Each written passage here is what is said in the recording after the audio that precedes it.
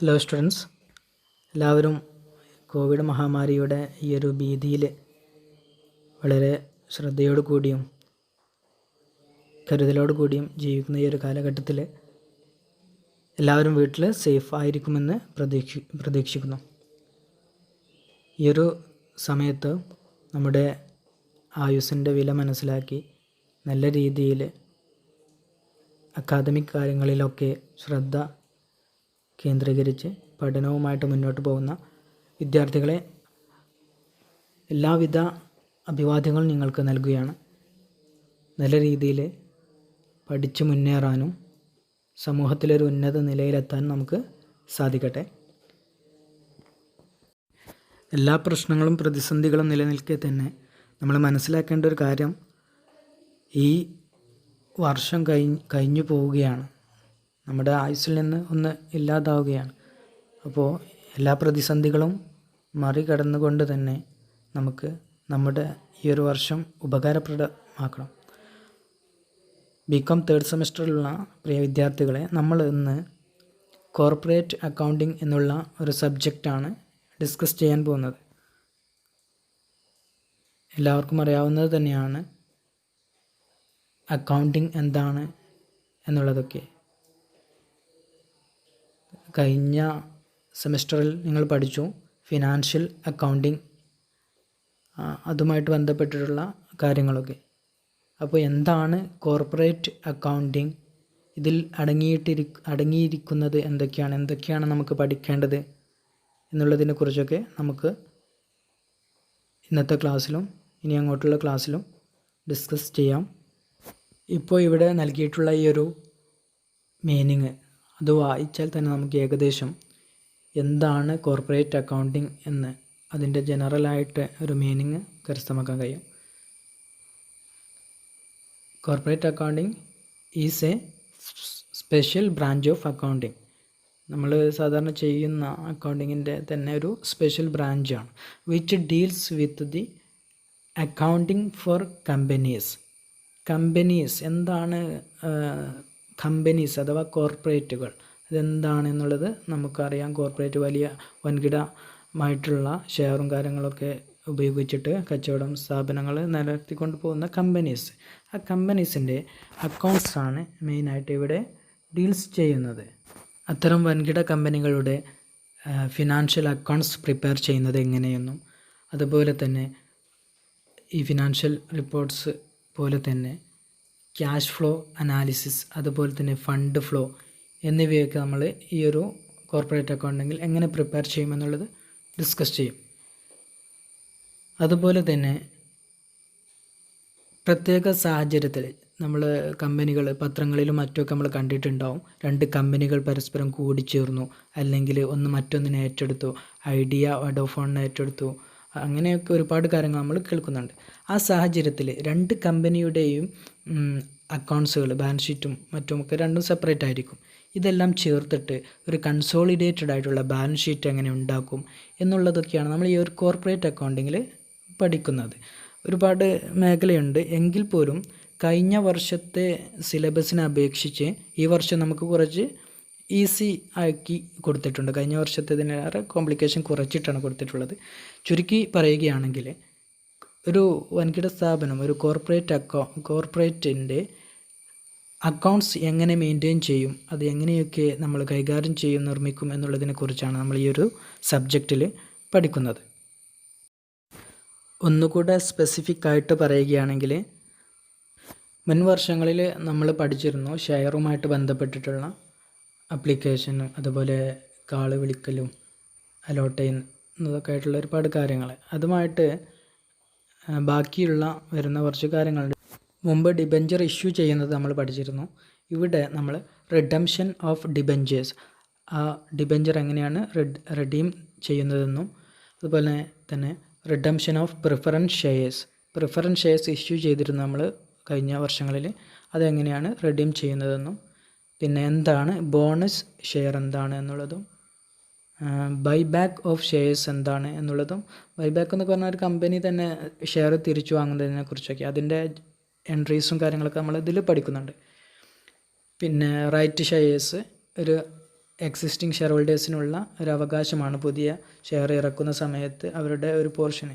ഇത്തരം കാര്യങ്ങൾ നമ്മളിതിൽ നോക്കുന്നുണ്ട്. പിന്നെ ഒരു മൊഡ്യൂളുള്ളത് ബാങ്കിങ് കമ്പനീസ്. എന്താണ് ബാങ്കിങ് കമ്പനീസ് എന്നുള്ളതിനെക്കുറിച്ച് അതിൻ്റെ അക്കൗണ്ട്സും കാര്യങ്ങളും നമ്മൾ ഡിസ്കസ് ചെയ്യും. പിന്നീട് അക്കൗണ്ട്സ് ഓഫ് ലൈഫ് ഇൻഷുറൻസ്. ഈ ബാങ്കിങ് കമ്പനി പറഞ്ഞതുപോലെ തന്നെ ഇൻഷുറൻസ് കമ്പനിയുടെ അക്കൗണ്ട്സ് നമ്മൾ ഈ ഒരു പാഠഭാഗങ്ങളിൽ ഡിസ്കസ് ചെയ്യും. അതുപോലെ കൺസോളിഡേറ്റഡ് ഫിനാൻഷ്യൽ സ്റ്റേറ്റ്മെൻറ്റ് നമ്മൾ പറഞ്ഞു, അമാൽഗമേഷൻ്റെയൊക്കെ സമയത്ത് കൺസോളിഡേറ്റ് ചെയ്തിട്ടുള്ള രണ്ട് കമ്പനീൻ്റെയും ഒക്കെ കൂട്ടിച്ചേർത്തിട്ടുള്ള അക്കൗണ്ട്സും കാര്യങ്ങളും നമ്മൾ ഡിസ്കസ് ചെയ്യും. പിന്നീട് അക്കൗണ്ടിങ് സ്റ്റാൻഡേർഡ്സ് ഉണ്ട്, കുറച്ച് ഇമ്പോർട്ടൻ്റ് ആയിട്ടുള്ള. ഇത്തരം കാര്യങ്ങളാണ് നമുക്ക് ഈ ഒരു സബ്ജക്റ്റിൽ ഈ ഒരു സെമസ്റ്ററിൽ പഠിച്ചെടുക്കാനുള്ളത്. വലിയ ബുദ്ധിമുട്ടൊന്നുമില്ല, എന്നാലും ചെറിയൊരു ശ്രദ്ധ കൊടുത്താൽ നല്ല രീതിയിൽ തന്നെ പഠിച്ച് മാർക്ക് വാങ്ങാൻ പറ്റുന്നൊരു സബ്ജക്റ്റാണ്. നല്ല ശ്രദ്ധ തന്നെ വേണം, കാരണം പ്രോബ്ലം അതുപോലെ തന്നെ തിയറിയും ഒരുപോലെ ഇമ്പോർട്ടൻ്റ് ഉള്ള ഒരു സബ്ജക്റ്റാണ്.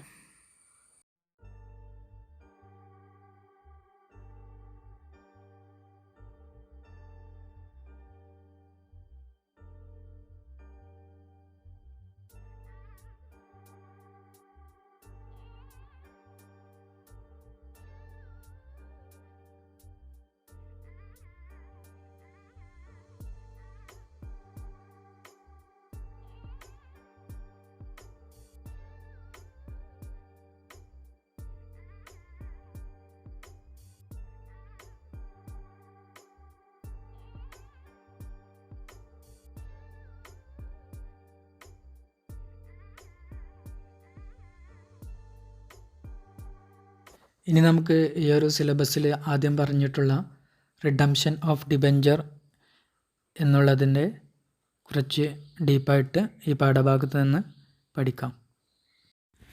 What is debenture? എന്താണ് ഡിബെഞ്ചർ എന്ന് നമ്മൾ മുൻ വർഷങ്ങളിൽ പഠിച്ചിട്ടുണ്ട്. എന്താ ഡിബെഞ്ചർ എന്ന് പറഞ്ഞാൽ എന്താ? അതെ, എല്ലാവർക്കും അറിയാം. ഡിബെഞ്ചർ എന്ന് പറഞ്ഞാൽ കടപ്പത്രം അല്ലേ? ഇവിടെ ഈ ഒരു മീനിങ് ഞാൻ ഇവിടെ കൊടുത്തിട്ടുണ്ട്, ഒന്ന് ശ്രദ്ധിച്ചാൽ മതി.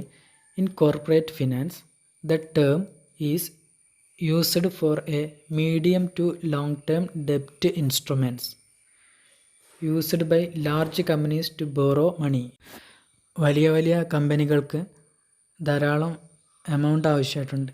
സമയത്ത് ഷെയർ ഹോൾഡേഴ്സിൻ്റെ എമൗണ്ട് മാത്രമല്ല, പുറമേ നിന്ന് ഇവർ ലോണായിട്ടും മറ്റുമൊക്കെ കടമെടുക്കും. ആ സമയത്ത് ഇതിനൊരു സർട്ടിഫിക്കറ്റ് കൊടുക്കുന്നതാണ്. നമ്മൾ ഈ വ്യക്തിയുടെ കയ്യിൽ നിന്ന് അല്ലെങ്കിൽ ഈ ഒരു സ്ഥാപനത്തിൻ്റെ കയ്യിൽ നിന്ന് ഇത്ര രൂപ വാങ്ങിയിട്ടുണ്ട് എന്ന് പറഞ്ഞിട്ടുള്ള ഒരു സമ്മതപത്രം, ഒരു കടപ്പത്രം കൊടുക്കുന്നതാണ്. ഈ കടപ്പത്രം പിന്നീട് തിരിച്ചു കൊടുക്കും. ആ ഒരു കാലയളവിൽ ആ സമയത്ത് ഈ ക്യാഷ് തിരിച്ചു കൊടുക്കും. അതാണ് അവിടെ നമുക്ക് മനസ്സിലാക്കാൻ കഴിയുന്നത്. എന്താണ് ബാക്കിയും കൂടി ഒന്ന് ശ്രദ്ധിച്ചോ. A debenture is thus like a certificate of loan or a loan bond evidencing the fact that the company is liable to pay a specified amount with interest, and although the money raised by the debentures become a part of the company's capital structure. നമ്മുടെ ഈ കമ്പനിയുടെ capital സ്ട്രക്ചറിൻ്റെ ഭാഗമാക്കിയിട്ട് നമ്മൾ debenture ഉപയോഗിച്ച് rice ചെയ്തിട്ടുള്ള ആ ഒരു എമൗണ്ടും അതിൻ്റെ എമൗണ്ടിൻ്റെ കൂടെയുള്ള അതിൻ്റെ ഇൻട്രസ്റ്റും അടക്കിയിട്ട് ഈ വ്യക്തിക്ക് നമ്മൾ കൊടുക്കാനും വേണ്ടിയിട്ട് ബാധ്യസ്ഥനാണ് എന്ന് പറഞ്ഞിട്ടുള്ള ഒരു സർട്ടിഫിക്കറ്റാണ്, ഒരു ലോൺ സർട്ടിഫിക്കറ്റിനെയാണ് നമ്മൾ എന്ത് പറയുക, ഡിബെഞ്ചർ എന്ന് പറയുന്നത്. അടുത്തതായിട്ട് നമ്മൾ പഠിക്കുന്നത് ഈ ഒരു ഡിബെഞ്ചർ, ഈ ഒരു കടപ്പത്രം റിഡീം ചെയ്യുന്നതിനെ കുറിച്ചാണ്. What is redemption of debentures? സിമ്പിളായിട്ട് റിഡംഷൻ എന്ന് പറഞ്ഞാൽ റീപേയ്മെൻറ്റ് തന്നെയാണ്. ഡിബെഞ്ചർ റീപേയ്മെൻറ്റ് ചെയ്യാൻ നമുക്ക് സിമ്പിളായിട്ട് അതിനെ പറയാൻ പറ്റും. മറ്റൊരർത്ഥത്തിൽ പറയുകയാണെങ്കിൽ it is the discharge of liability on account of the debentures.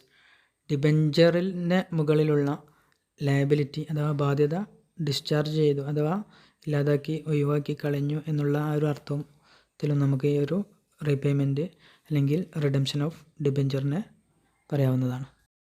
ഡിബെഞ്ചറുമായിട്ട് ബന്ധപ്പെട്ടിട്ടുള്ള ടേംസ് ആൻഡ് കണ്ടീഷൻസ് അത് കമ്പനിയുടെ പ്രോസ്പെക്ടസിൽ ഈ ഒരു ഡിബഞ്ചർ ഇഷ്യൂ ചെയ്യുന്ന സമയത്ത് തന്നെ കാണിച്ചിരിക്കണം. ഡിബഞ്ചർ ഇഷ്യൂ ചെയ്യുന്നതും അതുപോലെ തന്നെ അത് റിഡംഷൻ നടത്തുമ്പോഴുള്ള ടേംസ് ഈ പറയപ്പെട്ട ഇപ്പോൾ ഈ കാണിച്ചിട്ടുള്ള ഏതെങ്കിലും ഒരു രീതിയിലായിരിക്കും. ഇതിലിപ്പോൾ ഒന്നാമതായിട്ട് പറയുന്നത് issue at par and redemption at par. Issue ചെയ്യുന്നതും പാറിന് തന്നെ, റിഡംഷനും പാർ എമൗണ്ടിൽ തന്നെ. മറ്റൊന്ന് രണ്ടാമതായിട്ട് പറയുന്നത് issue at discount and redemption at par. Debenture issue ചെയ്യുന്ന സമയത്ത് ഡിസ്കൗണ്ട് എമൗണ്ടിൽ ഇഷ്യൂ ചെയ്യുകയും അത് റിഡംഷൻ നടത്തുമ്പോൾ അതിൻ്റെ ഒറിജിനൽ പാർ എമൗണ്ടിന് റിഡംഷൻ നടത്തുകയും ചെയ്യുന്നതാണ് മറ്റൊരു രീതി. മൂന്നാമതായിട്ട് ഇവിടെ പറയുന്നത് issue at premium and redemption at par. പ്രീമിയത്തിന് ഇഷ്യൂ ചെയ്യുകയും പാർ എമൗണ്ടിൽ റിഡംഷൻ നടത്തുകയും ചെയ്യുന്ന ഡിബഞ്ചറാണ്. മറ്റൊന്ന് issue at par and redemption at premium. പാറിന് ഇഷ്യൂ ചെയ്യുകയും പ്രീമിയത്തിന് റിഡംഷൻ നടത്തുന്നതും ഡിബഞ്ചറാണ്. മറ്റൊന്ന് issue at discount and redemption at premium. ഡിസ്കൗണ്ടിന് ഇഷ്യൂ ചെയ്യുകയും പ്രീമിയത്തിന് റിഡംഷൻ നടത്തുകയും. ഡിബഞ്ചർ ഇഷ്യൂ ചെയ്യുന്ന സമയത്ത് ഒറിജിനൽ വാല്യൂവിൽ കുറച്ച് ഡിസ്കൗണ്ട് എമൗണ്ടിൽ ഇഷ്യൂ ചെയ്യുക, പിന്നെ അത് തിരിച്ചു വാങ്ങുന്ന സമയത്ത് പ്രീമിയം എമൗണ്ട്. അത്തരത്തിലുള്ള ഡിബഞ്ചർ ഇഷ്യൂ ആണ് അതിൽ പറഞ്ഞിട്ടുള്ളത്. ഇവിടെ ഇപ്പോൾ നമ്മൾ പറഞ്ഞിട്ടുള്ള പാറ്, ഡിസ്കൗണ്ട്, അതുപോലെ പ്രീമിയം, ഈ പറയപ്പെട്ട കാര്യങ്ങളൊക്കെ കഴിഞ്ഞ വർഷം തന്നെ നമ്മൾ പഠിച്ചിട്ടുള്ളതാണ്. ഷെയർ ഇഷ്യൂ ചെയ്യുന്ന സമയത്തും അതിൻ്റെ റിഡംഷൻ്റെ സമയത്തൊക്കെ പഠിച്ചിട്ടുള്ളതാണ്. അത്തരത്തിലാണ് നമ്മൾ ഈ ഒരു ഡിബഞ്ചറിൻ്റെ കാര്യത്തിലും ചെയ്യുന്നത്. ഈ പറയപ്പെട്ട ഏതെങ്കിലും ഒരു രീതി ആയിരിക്കും ഡിബഞ്ചറിൻ്റെ റിഡംഷൻ സമയത്ത് നമ്മൾ സ്വീകരിക്കുന്നത്. അത് ഓൾറെഡി ആ ഒരു ആപ്ലിക്കേഷൻ, ഡിബഞ്ചറിൻ്റെ ആപ്ലിക്കേഷൻ വിളിക്കുന്ന സമയത്ത് തന്നെ പ്രോസ്പെക്ടസിൽ ഈ രീതികളും കാണിച്ചിട്ടുണ്ടാവും.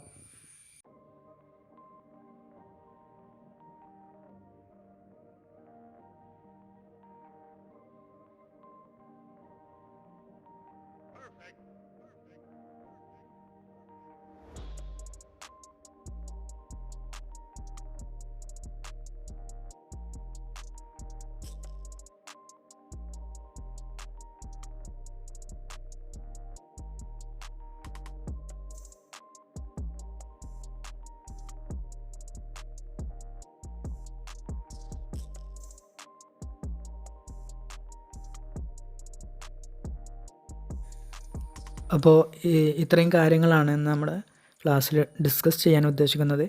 ഈ പറയപ്പെട്ട കാര്യങ്ങളൊക്കെ ഒന്ന് നല്ല രീതിയിൽ തന്നെ മനസ്സിലാക്കിയിട്ട് പഠിക്കാം. ഒപ്പം നോട്ട് പുസ്തകത്തിൽ ഇതൊന്ന് കുറിച്ചിടുകയും ചെയ്യാം. എന്തെങ്കിലും ഡൗട്ട്സും കാര്യങ്ങളുണ്ടെങ്കിൽ നമ്മുടെ ഗ്രൂപ്പ്, നമ്മൾ ക്രിയേറ്റ് ചെയ്തിട്ടുള്ള ഗ്രൂപ്പിൽ ഡിസ്കസ് ചെയ്യാം. എല്ലാവരും നല്ല രീതിയിൽ തന്നെ ഇക്കാര്യങ്ങൾ ശ്രദ്ധിച്ച് പഠിക്കുക. ഓക്കെ.